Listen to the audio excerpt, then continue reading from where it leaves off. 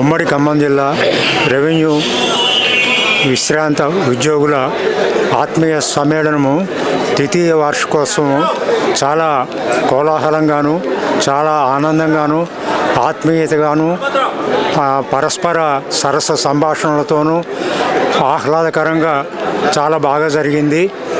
ఈ జరగటానికి మూల కారణం బసవరాజు ఉపేంద్రరావు గారు, వారి టీం సభ్యులు అవిరళ కృషి ఎంతో ఉపయోగపడ్డది.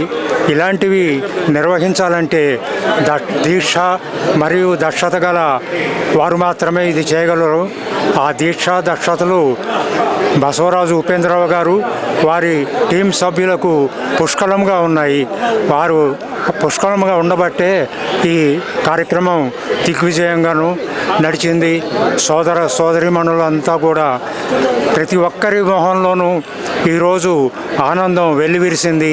అది చాలా తృప్తినిచ్చింది. ఈ తృప్తి మరలా జరుపుకోబోయే